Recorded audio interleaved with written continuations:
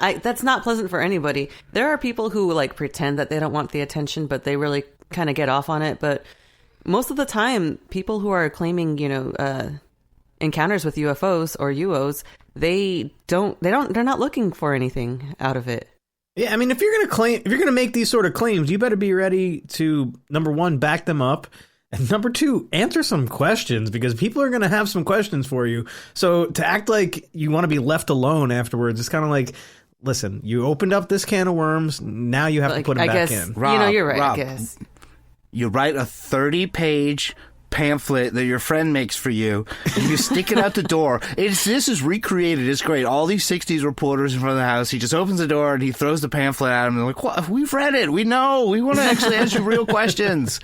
They've all got their little cards in their hats that says press. I like that his mom is like the PR lady, that she's just like, or his agent or whatever, that's just telling everybody to get that. I don't know. Oh, it's definitely a way to keep your story straight. That's a great way to be like, this is the story and we're sticking to it. And if you want to know about it, you can read the book, because we're not going to repeat it again. Like, you made a book. Well, since Michalak, he's not saying much else besides what's in that great 30-page book, some officials, they had to come up with their own conclusions. Sergeant Biskey of the Air Force did believe that there was a possibility that Michalak had hoaxed this. In fact, one statement was that perhaps Michalak was causing some trouble in the bush and was having a barbecue and had fallen on the barbecue, and that gave him this unusual pattern of burns. However, an examination of the burns would suggest the opposite would have occurred, that there wouldn't be the pattern of checkerboard. You would have the lines from the barbecue, so that didn't seem to make any sense whatsoever. That's a barbecue, really? That's an explanation for these weird dots. Yeah, because I mean, I don't even know what I forget. I lost track of what year this is, but we don't even have barbecues with round grills. What the hell? They're literally saying that he's like Michael Scott stepping on the George Foreman grill, and that's the reason why that's this UFO here, pretty much. This guy went out in the woods prospecting, dressed like a weirdo, and he's not dragging a barbecue grill out there to do this. There's no way. I can't believe that's a swamp gas level thing. Yeah, that's barbecue insulting, grill honestly. Burned his stomach. Well, strangely enough, though, he got sick again, and the spots on his stomach reappeared. Some think he may have had contact with radiation. Now, he passed away in 1999, but never wavered, much like all these Canadians from this. Bravo. He never wavered from his story, and he only came forward to let his fellow Canadians know of a potential threat. And to this day, this stands as one of the most sensational UFO cases in Canadian history. That's it for Michalak. It's a pretty good case, right? Cool Canadian UFO case? Yeah, did you say cocaine UFO case? Yeah, I liked it. It's very credible. I believe, I'm not like a gullible person, but I believe when they have this kind of honesty to them and they aren't looking for attention, yeah. I love the skeptic point of view that he just burned himself on a grill. That's like, I love that. That's ridiculous. But it makes you believe him more. And sometimes you may not want to. Exactly. I feel that his story is more credible than that. Yeah. Oh, great. Well, we have time for one more spin. Who wants to do the honors? I think Rob should get the spin this time. Yeah, if it's all right. Can I spin this thing? All right, get his cage open. All right. Here we go.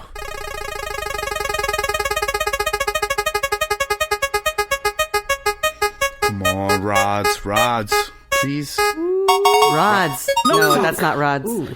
Did I break it? It's Bigfoot. Congratulations, Rob. Yes. All right. It's a little baby Bigfoot. He was looking at a little baby Bigfoot. And the case of Harold Osman, a Scandinavian lumberjack who chose a wild area at the head of Toba Intel on the Powell River for a combination vacation/prospecting trip. That doesn't sound like a vacation. We're prospecting again? I take back what I said about fishing being the thing to do to have a weird experience. It's prospecting, right?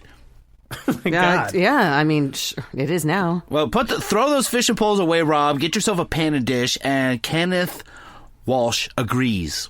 Prospecting can be a perilous undertaking, particularly in the Rocky Mountains, where the terrain is rugged, the weather is constantly changing, and the wild animals are ferocious.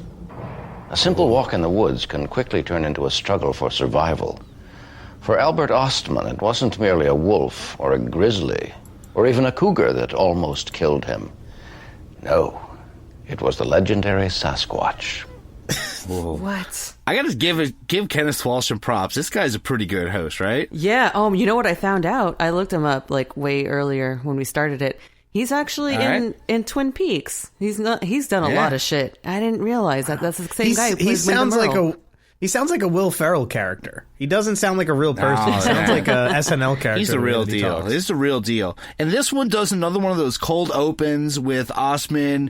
The guy this is happening to, Albert Ostman. He's running in the woods from something, but they already told us it was Bigfoot, so that kind of ruins it. And they tell us that he runs for hours and he reaches a river. He's gonna cover his tracks. He thinks he's lost this thing chasing him, but we know it's Bigfoot, so we're not surprised. But I then realize that they are showing the end of the story in the beginning. This is the worst Tarantino thing ever, so I'm not going to spoil the end, man. Which they do in the beginning. I don't know why. Here's the actual beginning of the Albert Ostman Bigfoot encounter.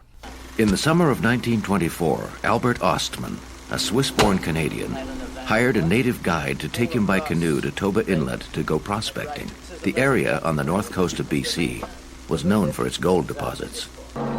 As the two men paddled, the guide told him about the disappearance of prospectors who might have been killed or eaten by a Sasquatch. Ostman refused to believe that these creatures could exist, but the guide insisted. In the village, one of the elders swore he had seen a Sasquatch that was 2.5 meters tall.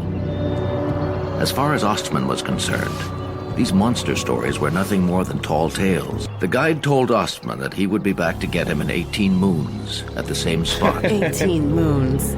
That is a lot of moons to be out prospecting. 18 moons. How do you even keep track of that many moons? That's a lot of friggin' moons. I thought you got to be good at counting. Now, this happened in the 20s, man. People had a lot more time to just do stuff like this back then, I think, right? Like, you can't just be like, I'm just going to go, hey, guide, please take me into the forest. We got jobs, man. We got mortgages. What the heck? You can't do stuff like this nowadays. I have confession to go to. I have First Communion to take so I don't turn into a goddamn loop guru. Yeah, it's almost been 7 years. This Ostman guy, though, is hardcore. He got led by a guide. He got taken up by a river, and he just has a small tent, a sleeping bag, a gun, and a small amount of food. And he planned on living off the land there for, 18 moons while he was there? 18 moons. Damn, that's a lot of moons. Yeah, 20s, man. Pretty hardcore. Okay, boomer. Until things start getting weird after his second night, and this happens. Waking up one morning, he noticed that during the night, an animal had ransacked his campsite. The contents of his backpack were strewn on the ground, and most of his food had been inspected. The same thing happened the next morning. Ostman decided to surprise the night prowler.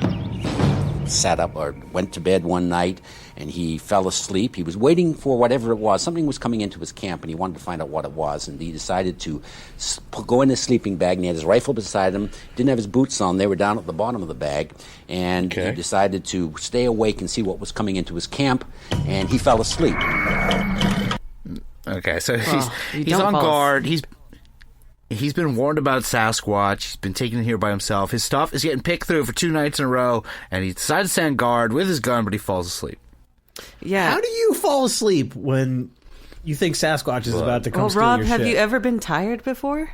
Sometimes in the woods. Sometimes you don't need to fall asleep. You just fall asleep. But do you want to live or do you want to die? I want to die. So early. If you stay awake, you'll probably live. If you go to sleep, you could die because Sasquatch is going to come and stomp on you while you're sleeping. Yeah, or steal all your shit. I think he should have slept on top of his bag, just like a boulder, just curled up over it. So it's come fuck with it now, and then he'd wake up. I've done a trick. Fill his bag with some leaves and hide in a tree and just take him out. He's got a gun. He knows something's coming. And also, he could have just stayed asleep and he would have avoided the horror that was about to befall him. Suddenly, Ostman was rudely awakened. He was lifted off the ground. Trapped within his sleeping bag, he was carried off like a sack of potatoes. Something picked up his sleeping bag and slung it over its shoulder and carried him through the night, dumped him out early the next morning, and he found himself in a box canyon with a family of Sasquatches. Whoa! Whoa. Cool. Wow, this dude hit the jackpot prospecting. He found gold here. He is with a family of Sasquatches. What do you think, Treya? I wish Bigfoot were my dad. That's exactly what I think. For starters, I think it's really cool that he found the jackpot of Sasquatches, and I hope that they let him stay for dinner.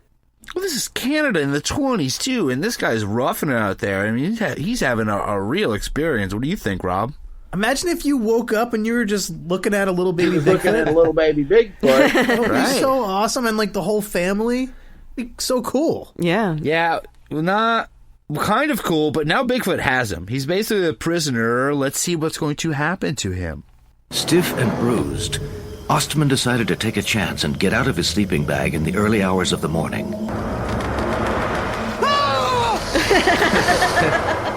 Suddenly, he was face to face with a primate standing 3 meters tall.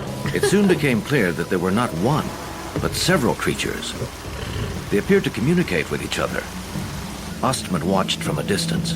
Ostman stayed with this Sasquatch, his wife, for lack of a better word. It was a female, mature Sasquatch, and 2 juveniles, a male and a female, who could have been the children. Ooh, the little baby Bigfoots. You got it, Rob. Here you go. You got your baby Yodas. You got your baby Bigfoots. Thank God there's looking at a little baby Bigfoot. Thank God there's no teenage Bigfoots, because man, they would be annoying. So the little baby Bigfoots were looking at him like new stepdaddy, which that's terrifying. Well, isn't the regular daddy still there? That's weird. Are they getting a divorce? We don't know. We don't know. No, he's there. It's very scary. Daddy Sasquatch there, but the Sasquatch, they do seem to be looking out for him for some reason. Ostman's backpack, which contained all of his food, had been carefully placed near him. He had meager supplies: coffee, a few cans of food, matches, a box of snuff, and a handful of cartridges. He could survive in the forest with the Sasquatches for a short time, but he was a prisoner. Ostman gave a graphic description of life with these Sasquatches over a several-day period. Their curiosity about him, his curiosity about them sampling foods that they had never had before, coffee grounds, things like that. Yeah. There's some reason taking care of him. Look, he's got his gun, he's got his bag, he's got some food, but he's just stuck there. And if you watch this, it's great. Every time he tries to leave, he gets stopped by the big guy, the daddy Sasquatch, runs up in his face. He's got a gun in the thing's face, and he just kind of sits there like, all right, I'll sit back down. He just is sitting there. Yeah, I love this. This is literally, it's the reverse Harry and the Hendersons. This is like Harry and the Hendersons too. They caught a guy, If John Lithgow ended up like with Harry's family, and now it's like, uh-oh, roles reverse, buddy. And it's literally reversed because instead of leaving him and trying to get rid of him at the end, like, hey, get out of here. It's like, no, you're not getting out of here. You're staying with us forever. This is the reboot that we need in 2020, which is Harry and the Hendersons 2. Harry and the Hendersons 2. They got John Lithgow. He's out there doing his thing still. Bring him back. Put somebody in that Sasquatch suit. Come on. I don't know. It's reboot season. Let's do it. I'd watch it. I don't think Lithgow's pulling off this guy because, so as you heard there, they're sitting there. He's giving the Sasquatch the little rations he has. He can't go hunt or anything. He's got some canned stuff. He's got some coffee. But while he's giving the big Sasquatch different food to try, he tries to give it something else also. On the 7th day, Ostman took out his snuff. The large male grabbed the tobacco container and swallowed the entire contents. Oh, no. In no time, the Sasquatch began to vomit and roll on the ground. It was now or never. Ostman took off. Woo! Go, Ostman! Get it! For 2 days, he made his way through the mountains, convinced that the Sasquatches were pursuing him. Chasing me, man! Eventually, he found a logging camp. Ostman never spoke of his harrowing experience, for fear that people would think he was crazy. Boy, that music was something. Yeah, so Ostman gets away by giving it snuff. That's so cool, right? Oh, God. It must have made Sasquatch so cool, but then immediately uncool when he threw up. Like, man, you blew it. Yeah, he was probably like, what the fuck? What did you just give me, dude? This is so gross. He just started barfing and here's what I don't rolling get. around on the floor.